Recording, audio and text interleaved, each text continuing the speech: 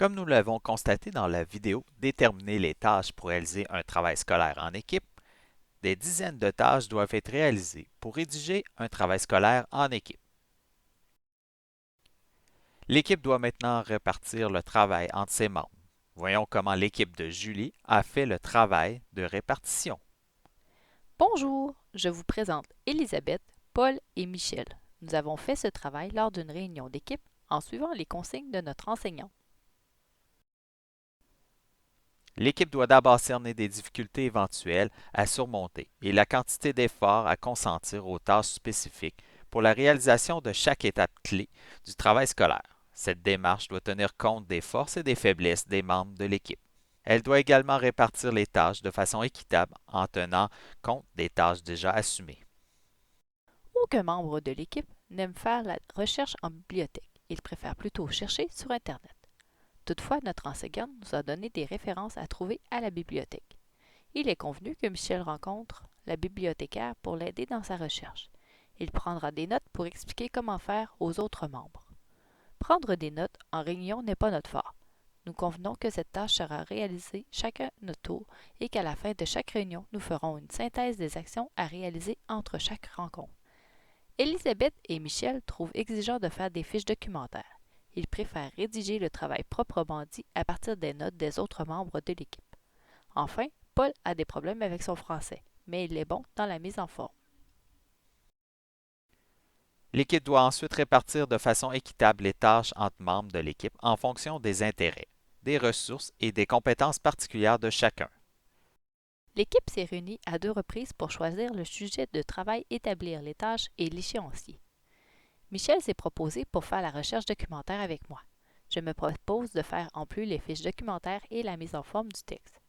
Michel examinera aussi la pertinence des sources qu'il a trouvées avec Elisabeth et s'occupera de la dernière version du texte pour s'assurer que tout est conforme aux exigences de l'enseignant.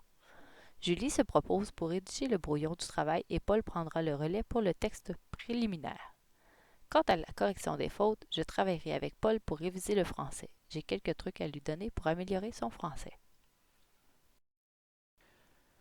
L'équipe doit également tenir compte des tâches assumées par des membres qui agissent comme animateurs et secrétaires de réunion et réduire en conséquence d'autres tâches qu'ils auront à réaliser, surtout si ces membres assument des tâches tout au long de la réalisation du travail d'équipe.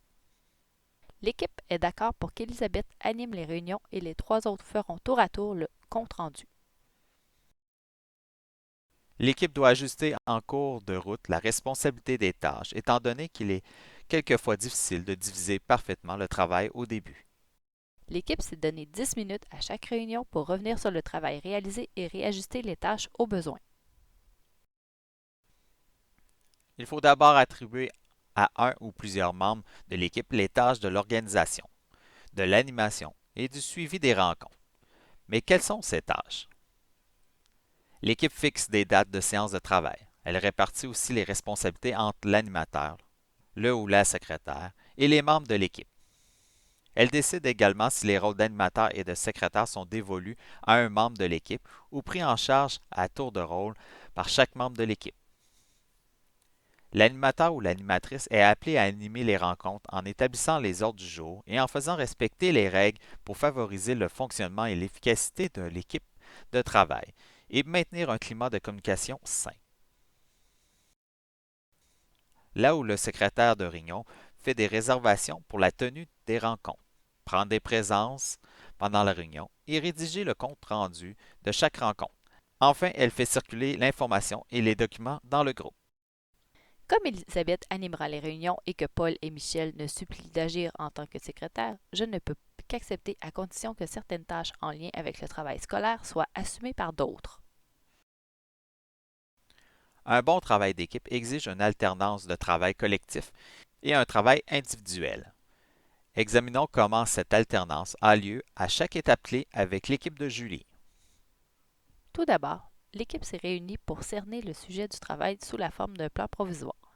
Ensuite, Elisabeth et Paul ont effectué la recherche des textes, d'images et de vidéos.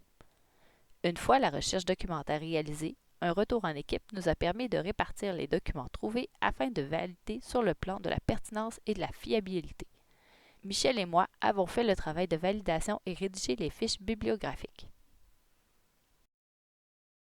Une fois les sources validées, l'équipe a réparti ce qui doit être lu ou visionné. Elisabeth et Paul ont annoté les textes, rédigé et classé des fiches documentaires. Le travail de fiches terminé, nous sommes revenus en réunion pour faire le travail d'étiquetage des ensembles de fiches. Même s'il est courant que la rédaction du brouillon se fasse par plusieurs membres de l'équipe, chacun rédigeant une partie du développement à l'aide d'un des ensembles de fiches, j'ai choisi de rédiger seul le brouillon. Tout un travail de faire un brouillon, mais j'en suis assez contente. Il est temps de revenir en équipe pour discuter du brouillon et formuler les sous-titres. Par la suite, Michel a rédigé la version préliminaire du texte. Michel a déposé le texte préliminaire et nous a invités à le lire. Nous nous réunissons à nouveau pour commenter le texte et donner des idées à Paul. Ce dernier a rédigé la conclusion et l'introduction. Retour en réunion d'équipe, chacun a commenté la version préliminaire. Michel et moi avons fait la révision du texte. Je me suis occupée du style et du français après que Michel ait révisé le contenu et son articulation. Tout le monde relit encore une fois le texte révisé et échange en équipe si un ou plusieurs membres souhaitent apporter des corrections. Elisabeth a fait la mise en forme du travail avant de nous réunir une dernière fois pour donner notre accord à la version finale et la déposer à notre enseignant. En terminant, ce travail de planification relève de la responsabilité de chacun et s'établit lors d'une ou deux rencontres d'équipe. Si je comprends bien, chacun a la responsabilité de participer à la tâche, d'exprimer son opinion sur chaque point de discussion, d'effectuer une recherche et une réflexion personnelle concernant chaque aspect du travail à réaliser et d'accomplir les tâches spécifiques qui lui seront confiées par le groupe. De plus, la responsabilité revient à chaque membre de l'équipe de veiller à ce que les autres membres participent activement à la tâche et, le cas échéant, de s'enquérir des difficultés qui pourraient empêcher un des membres de l'équipe de participer pleinement et surtout de lui offrir le support requis ou des éléments potentiels de solution. Une fois que les tâches ont été identifiées et réparties entre les membres de l'équipe, il reste à établir l'agenda du travail, ce que nous expliquons dans la vidéo, fixer l'échéancier du travail à réaliser en équipe.